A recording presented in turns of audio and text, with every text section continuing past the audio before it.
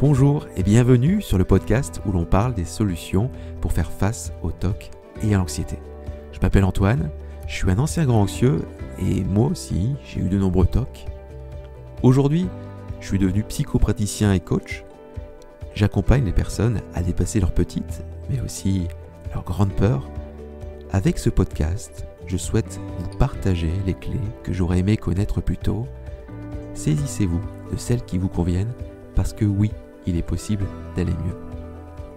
Aujourd'hui, j'avais envie de vous parler d'un piège dans lequel surtout ne pas tomber. Ce piège enferme et va faire que les TOC vont s'enquister en vous pendant des années. On va voir comment faire de ce piège un levier de transformation. Avant de commencer, je vous rappelle qu'il est encore possible de télécharger gratuitement un e-book dans lequel je vous dévoile les 5 clés à connaître pour se libérer d'un TOC. Ces clés, je les ai découvertes sur mon parcours de guérison et si vous avez l'impression de ne pas avancer, c'est peut-être qu'il vous manque l'une de ces clés. Vous trouverez le lien vers cet e-book gratuit directement dans la description. Nous allons voir dans cet épisode que la façon dont vous parlez de vos TOC aux autres ou à vous-même est d'une importance capitale. Oui, d'une importance capitale. Si vous écoutez jusqu'au bout, je suis persuadé que votre relation avec le TOC va changer. Vous verrez vos TOC autrement et ça ouvre un nouveau champ des possibles. L'envie de vous parler aujourd'hui est venue d'une personne qui m'a contacté par mail et qui commence son mail de la façon suivante. Bonjour Monsieur Leroc, je vous contacte parce que je suis toqué. C'est ma famille qui m'a demandé d'envoyer ce mail parce qu'ils n'en peuvent plus de mes rituels. Ils ne comprennent pas que mon besoin de tout nettoyer, de garder les objets propres, c'est ma maladie qui veut ça. Alors, il y a plusieurs choses dans ce mail qui m'ont interpellé, mais je vais me concentrer ici sur le début de ce mail. Je suis toqué. Elle me dit pas que j'ai des TOC, ou qu'elle souffre de TOC, mais elle dit bien « je suis toqué ». Alors vous me direz, ça change pas grand-chose, mais en fait si. Qu'est-ce que ça change ? Ça change beaucoup de choses.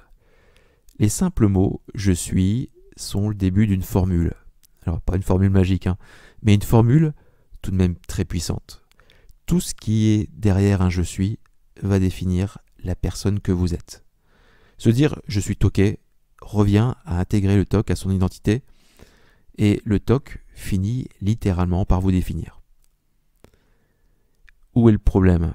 Tout simplement que l'une des choses les plus difficiles à changer chez un être humain, c'est son identité. Changer un comportement, une émotion, le sens de ce qui nous arrive, ça peut se faire assez rapidement avec les bonnes techniques, mais une identité, c'est autre chose. Notre esprit a tendance à tout faire pour maintenir cette perception du nous sur comment on se définit. Cela crée véritablement une résistance dans le processus de guérison. Oui, si on n'a plus de TOC, alors que l'on se définit comme toqué, sans TOC, on ne va pas savoir réellement qui on est. Ce qui fait que même si on utilise toutes les techniques de désensibilisation émotionnelle du monde, on arrivera sans doute à une diminution du TOC, mais elle sera très limitée. Et bien souvent, les symptômes reviendront bien vite. Tout simplement pour confirmer notre identité. Oui, c'est plus sécure à ce niveau-là d'avoir des TOC que de ne pas savoir qui en est. Pour revenir au mail que j'ai reçu de cette dame, on pourrait voir sa famille comme des personnes qui refusent de comprendre son mal-être. Et pourtant, je pense que sans leur réaction, elle n'aurait jamais décidé de me contacter, car elle est trop attachée à ce qu'elle croit être une personne toquée. L'esprit revient toujours à ce qu'il croit être, d'où l'importance de choisir les bons mots lorsqu'on parle de ces TOC. Mais quels sont les bons mots ? Je souffre de TOC, j'ai des TOC. Ouais, c'est ça qui revient le plus souvent quand vous me parlez de vos TOC. Cette façon de parler de ces TOC peut être améliorée, même fortement améliorée, et cette amélioration peut changer la perspective de ce qui vous arrive. Et ça, c'est énorme. Écoutez bien. Vous avez des TOC. Mais est-ce que vous en avez toujours eu ? Non, en fait, ces TOC, ils traversent votre vie. Le mot traverse change déjà quelque chose. Ça sous-entend qu'ils sont arrivés dans votre vie. Ils n'ont pas toujours été là, mais aussi derrière le mot traverse, il y a une autre idée, celle qu'ils peuvent ressortir. Ce mot traverse crée une ouverture sur une vie sans TOC. Je vais aller encore un peu plus loin. Donc ces TOC traversent votre vie. Mais est-ce qu'ils sont vraiment toujours présents au quotidien? Est-ce qu'ils sont présents dans chaque pensée?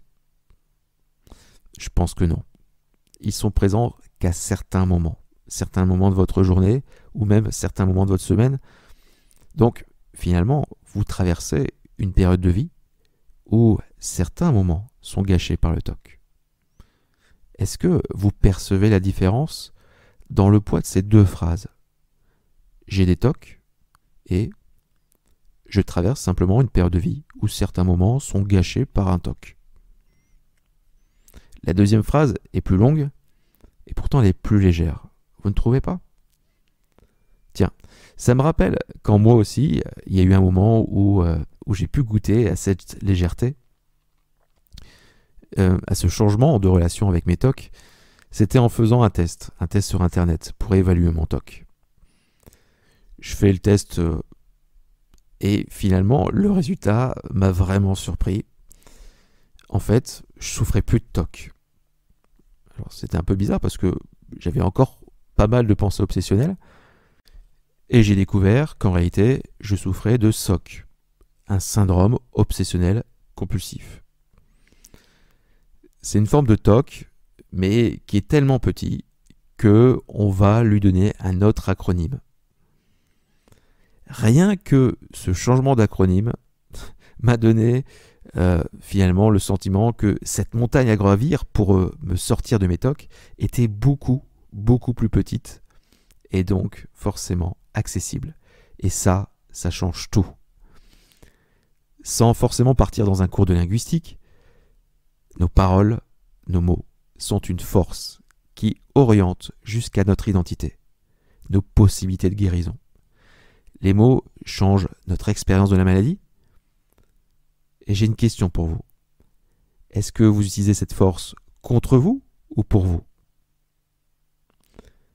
Du coup, comment, à la suite de cet épisode, allez-vous parler de vos TOC?